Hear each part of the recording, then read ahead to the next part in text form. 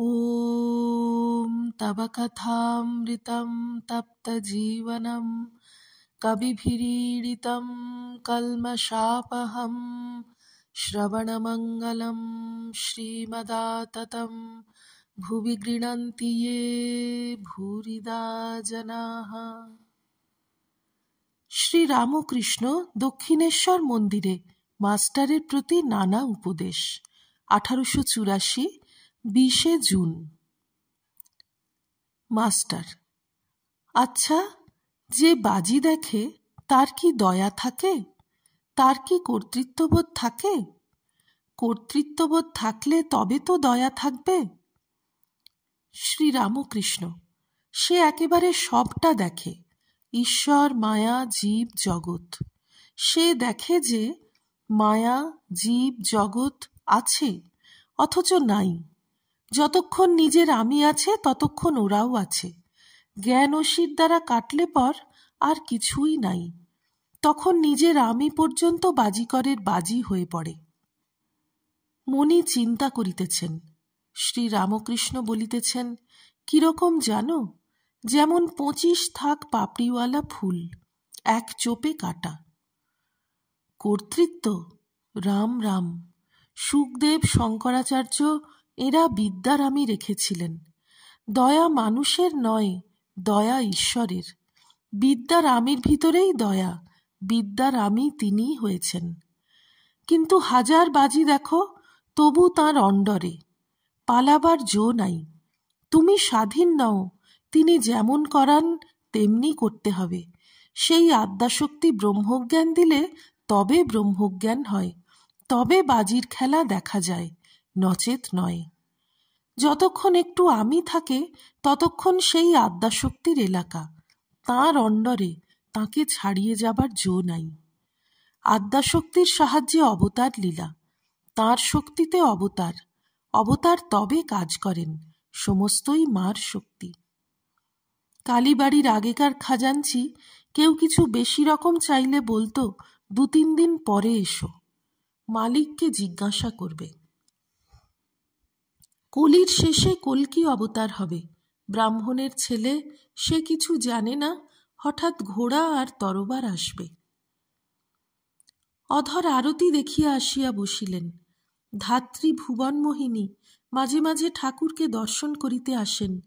ঠাকুর সকলের জিনিস খাইতে পারেন না, বিশেষত ডাক্তার, কবিরাজের, ধাত্রীর। অনেক যন্ত্রণা দেখেও তাহারা টাকা লন, এই জন্য খাইতে পারেন না। শ্রী রামকৃষ্ণ অধর প্রভৃতির প্রতি।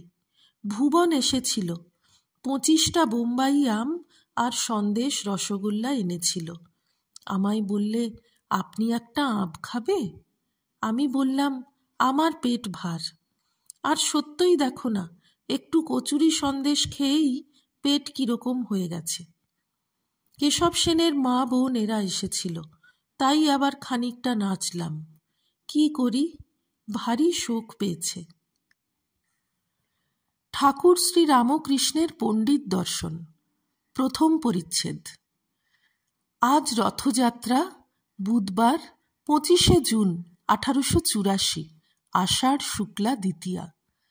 সকালে ঠাকুর শ্রী রামকৃষ্ণ কলিকাতায় ঈশানের বাড়ি নিমন্ত্রণে আসিয়াছেন। ঠনঠনিয়ায় ঈশানের ভদ্রাসন বাটি। সেখানে আসিয়া ঠাকুর শুনিলেন যে পণ্ডিত শশধর অনতি দূরে কলেজ স্ট্রিটে চাটুজ্যেদের বাড়ি রহিয়াছেন। পণ্ডিতকে দেখিবার তাহার ভারী ইচ্ছা। বৈকালে পণ্ডিতের বাড়ি যাইবেন স্থির হইল। বেলা প্রায় 10টা। শ্রী রামকৃষ্ণ ঈশানের নিচের বৈঠকখানায় ভক্ত সঙ্গে বসিয়া আছেন। ঈশানের পরিচিত ভাটপাড়ার 2-1টি ব্রাহ্মণ, তাহাদের মধ্যে একজন ভাগবতের পণ্ডিত। ঠাকুরের সঙ্গে হাজরা ও আরও 2-1টি ভক্ত আসিয়াছেন। শ্রীশ প্রভৃতি ঈশানের ছেলেরাও উপস্থিত। একজন ভক্ত, শক্তির উপাসক, আসিয়াছেন। কপালে সিন্দুরের ফোঁটা। ঠাকুর আনন্দময়, সিন্দুরের টিপ দেখিয়া হাসিতে হাসিতে বলিতেছেন, উনি তো মার্কা মারা। কিয়ৎক্ষণ পরে নরেন্দ্র ও মাস্টার তাহাদের কলিকাতার বাটি হইতে আসিলেন।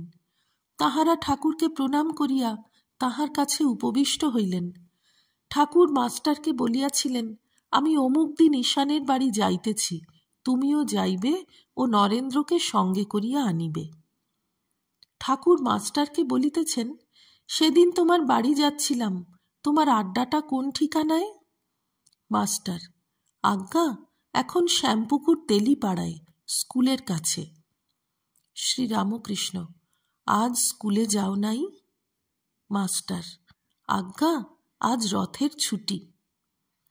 নরেন্দ্রের পিতৃবিয়োগের পর বাড়িতে অত্যন্ত কষ্ট।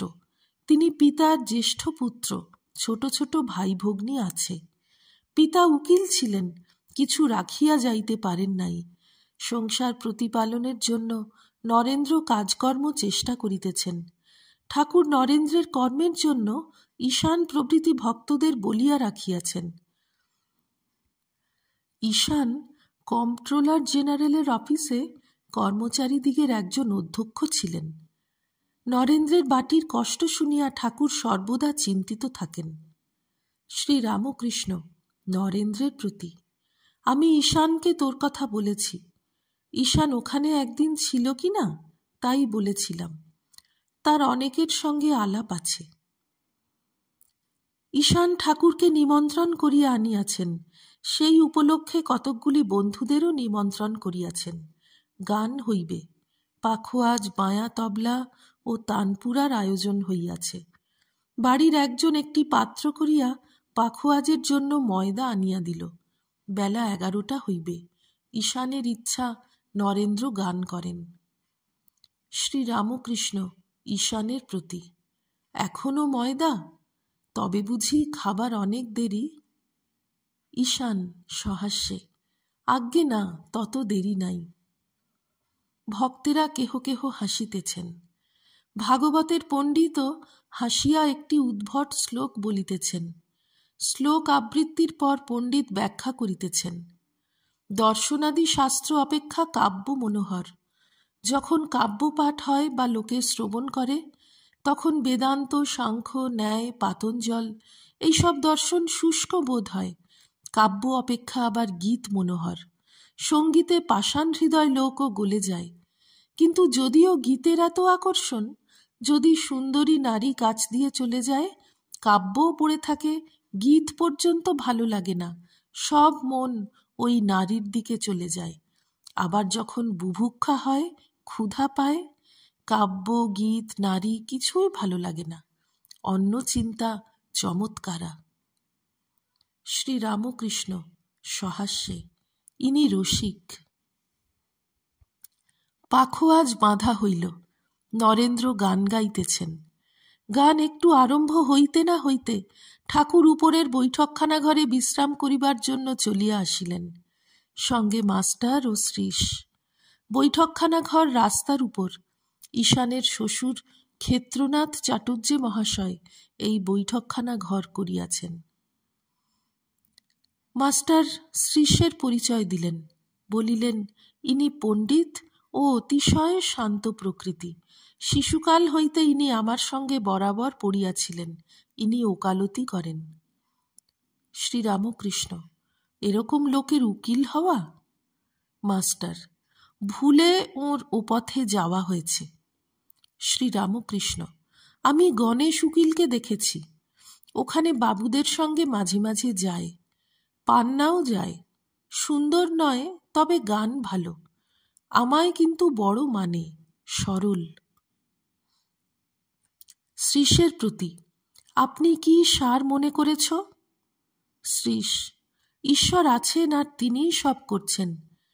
তবে তাঁর গুণ আমরা যা ধারণা করি তা ঠিক নয়। মানুষ তাঁর বিষয়ে কি ধারণা করবে? অনন্ত কাণ্ড। শ্রীরামকৃষ্ণ, বাগানে কত গাছ, গাছে কত ডাল, এসব হিসাবে তোমার কাজ কি? তুমি বাগানে আম খেতে এসেছ, আম খেয়ে যাও। তাতে ভক্তি প্রেম হবার জন্যই মানুষ জন্ম। তুমি আম খেয়ে চলে যাও। তুমি মদ খেতে এসেছ, সুঁড়ির দোকানে কত মন মদ, এ খপরে তোমার কাজ কি? এক গেলাস হলেই তোমার হয়ে যায়। তোমার অনন্ত কাণ্ড জানবার কি দরকার? তাঁর গুণ কোটি বৎসর বিচার করলেও কিছু জানতে পারবে না। ঠাকুর একটু চুপ করিয়া আছেন, আবার কথা কহিতেছেন। ভাটপাড়ার একটি ব্রাহ্মণও বসিয়া আছেন। ওম নিরঞ্জনম নিত্যমনন্তরূপং ভক্তানুকম্পাধৃতবিগ্রহং বৈ ঈশাবতারং পরমেশমিঢ্যং তং রামকৃষ্ণং শিরসা নমামঃ। শ্রীরামকৃষ্ণার্পণমস্তু।